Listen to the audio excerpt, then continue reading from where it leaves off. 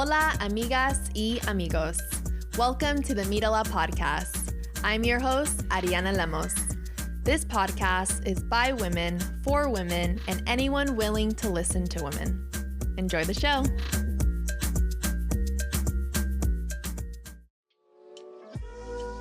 Isabel Grace is a woman-owned florist business.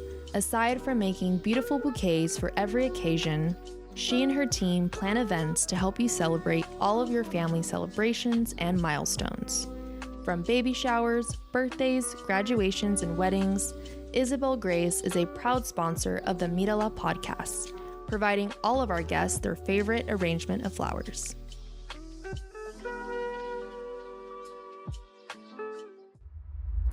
In this episode, I interview Jocelyn Rivas. She is a Latina, Indigenous ultramarathoner, two-time 100-mile finisher, and 124th marathon finisher. She was born in El Salvador with a disadvantage. She eventually healed and migrated to the U.S. and discovered running at the age of 16. She's an ambassador for Women's Sports Foundation, LA Marathon, SF Marathon, and advocates for women in sports, women's safety, women's rights, and women's menstrual cycles. Jocelyn is a now marathon world record holder for the youngest woman and Latina to run 100 marathons. She advocates for immigrants, dreamers, BIPOC athletes, and much, much more. Let's welcome the incredible Jocelyn Rivas. I am so excited to be talking to Jocelyn today. Jocelyn, your resume is absolutely incredible. I kept fumbling over after everything, but just thank you so much for being here. Of course, I'm excited to be here. And I want to touch on so many facets of your resume, but first and foremost, you are a proud Latina, and you were born and raised in El Salvador, so I'd love to know, what was that upbringing like for you? Yeah, I grew up in El Salvador in 1997, and I grew up just with my grandma and my grandpa, my aunt, and just my cousins. My mom had already migrated to the U.S., so I didn't get to meet her. I only met her until I got to the U.S. at the age of 6. So it was like a rough patch starting. Yeah. But yeah, I grew up in El Salvador. I got to see a different world before coming to the U.S., and I got to understand the opportunity it was to arrive to the U.S. Mm-hmm. And what are your favorite memories from El Salvador? My favorite memories would be actually coming from school. I would always go walking back to school. It was probably like a mile, and I would always get like a flower and give it to my grandma. It was a thing that I always had, that I could not go home if I couldn't get a flower for her. That is so thoughtful, and that says so much about your character and your personality. And speaking of flowers, we got you some beautiful roses today. Thank you so much. They're beautiful. Yes, and shout out to Isabel Grace. Thank you for providing all of our guests beautiful bouquet of flowers. So particularly with roses, is there any connection or just flowers in general? My mom's name is Rosa, so that's the connection. I love that. Yeah, our previous guest was Sabrina, and her last name was Rosa, or Rosas, and her connection was with roses too, so that makes a lot of sense. So growing up, you were born with disadvantaged circumstances, but then you overcame that, of course. Like I said, your resume is absolutely incredible, but a lot of the projection of negative self-limiting beliefs were projected onto you. So how did you overcome that? So when I went to the 2013 LA Marathon, I went to cheer mile 20. I saw people of all ages running, and it was in that moment where someone asked me, how come you're not out there? And this whole time I had this belief that I was limited. I really thought I was limited. Mm-hmm. Just because I was born with a broken back, neck, and feet, and I dealt with chronic pain after growing up, and I still do to this day. But it was that mentality where my mom was trying to protect me, telling me, hey, you can't play sports. The doctors were telling me you can't play sports. And I was just like, I guess I had enough of it. And I was just like, I want to go out there and see what it is to train for a marathon and see if I can do it. This is for myself. But it was also kind of like to prove my mom wrong. Yes.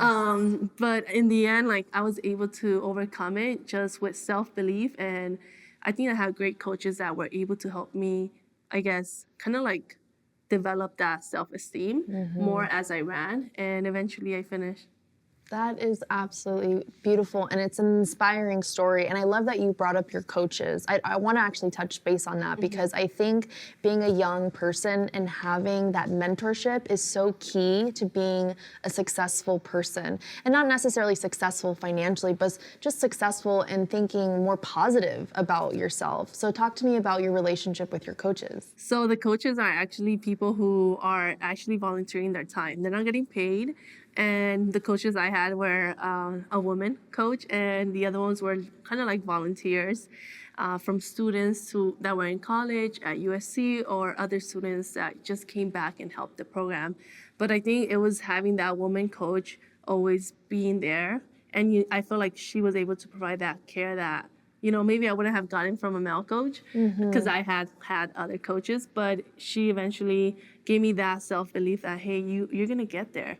Just take one day at a time. And she really was someone who, I share more time with as the years went on. And I felt like because of her, I was able to reach so many of my dreams. Yeah, that's really great. And I think it says it's a testament to that little voice in you that said, don't listen to anyone telling you that you can't do it, or don't listen to your mom right now. And then to have that reinforcement of a coach to say you can do this, and you might struggle and it might hurt, right? Because you deal with chronic pain, but absolutely it's possible. Yeah. And what are, I guess, like, you run how many marathons do you run a year? So I actually run less now. Before I think the most I ever did before was maybe 40 in a year, 40 marathons. Wow. But now I'm doing 5 or 6 in a year. And yeah, that's normally how much I run now. A lot less, I would say. So you started, your first marathon that you ran was at the age of 16, or was the first one that you attended to? It was at the age of, the first one I attended to cheer was at 16, but then it's a 6-month training. So by the time my start line got there, I was already 17. So it's been 10 years that you've been running marathons, more or less. That's incredible. 10 years this year. This year? Yeah. Oh, nice. 10-year anniversary. So in preparation, you said it takes about 6 months. Yeah. What does preparing for a marathon look like? A lot of sacrifice. Brenda can speak about this, but it's a lot of sacrifice. You got to sacrifice sometimes family events. You got to sacrifice, prioritizing sleep. So instead of going out the night before, you want to sleep in for your long run on Saturday. And sometimes it's just making sure that, you're recovering more. And dedicating that time that after work, you would watch a TV show. Instead, you're running after.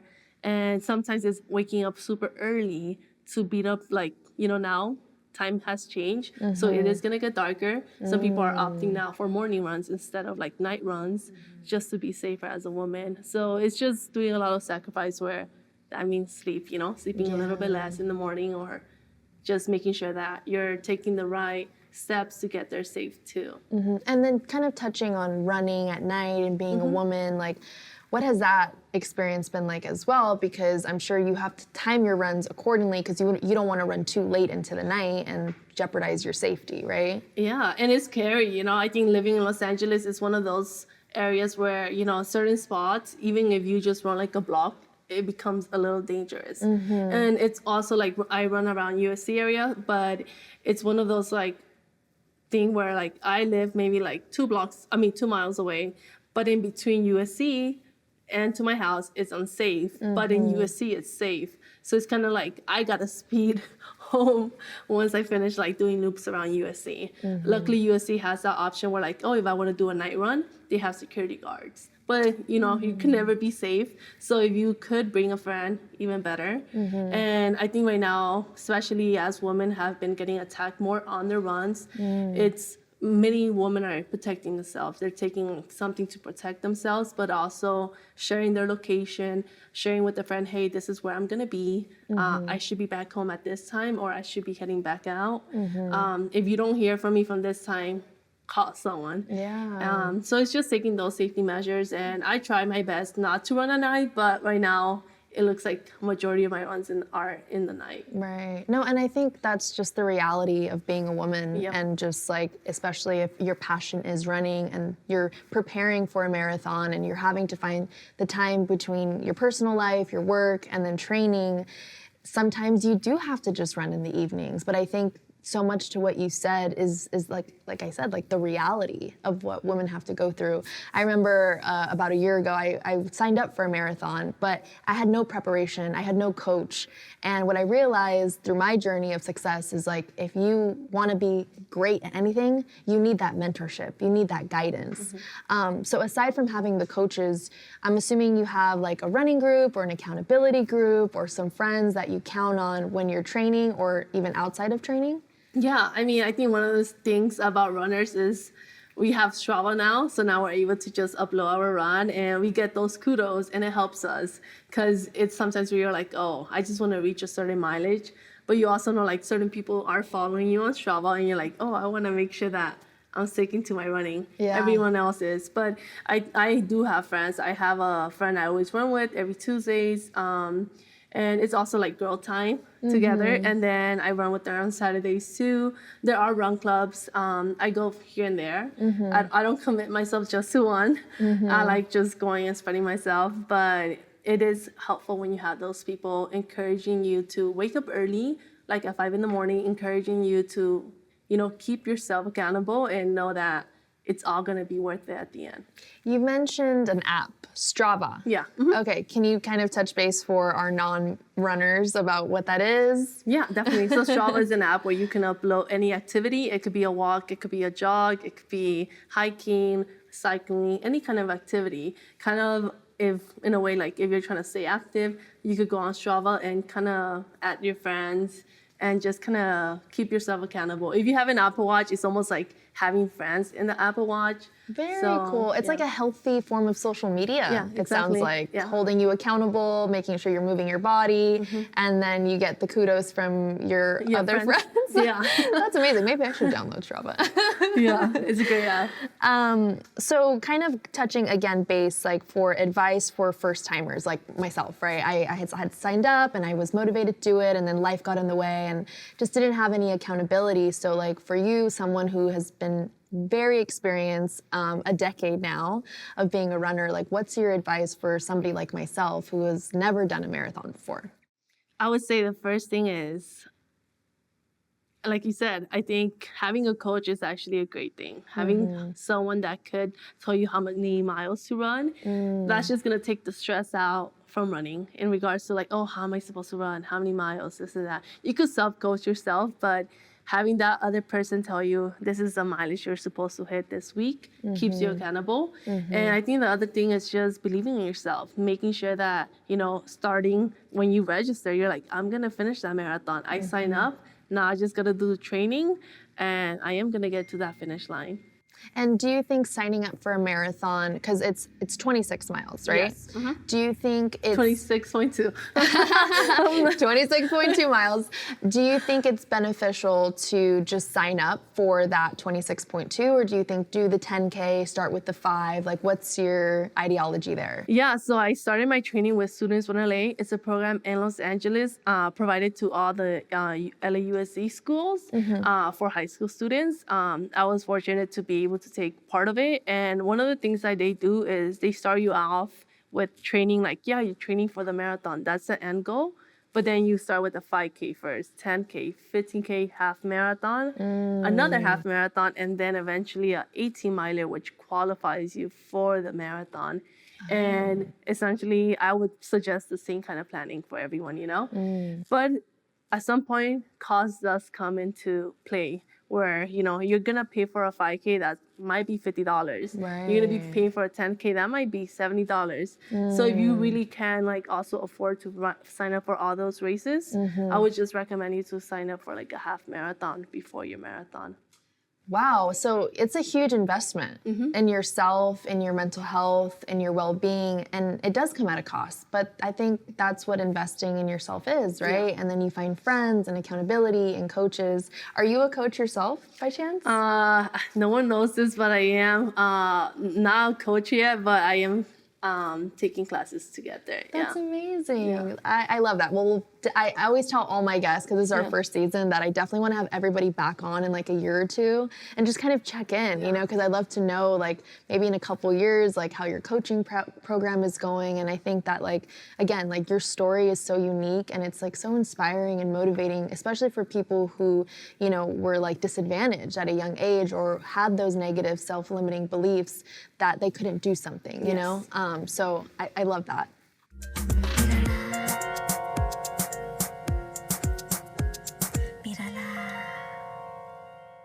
Everything is created twice, once in the mind and once in the material world. I'm a certified dream builder. I made it my mission to share the beautiful work that Mary Morrissey did with the Brave Thinking Institute.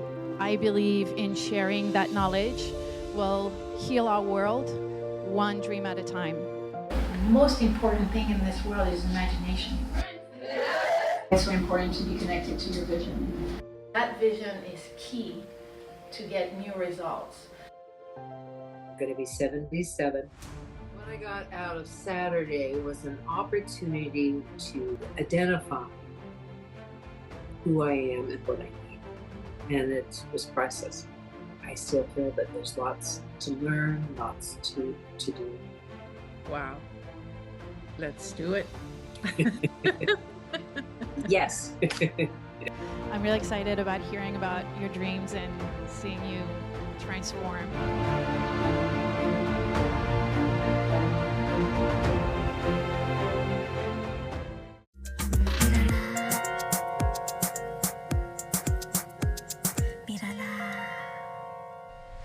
On your resume, which I said earlier in the guest intro, you are an ambassador for the Women's Sports Foundation. And if you could just elaborate and educate our listeners about what that is and the other brand ambassador work that you do as well. Yeah, definitely. So the Women's Sports Foundation is a foundation I'm an ambassador for.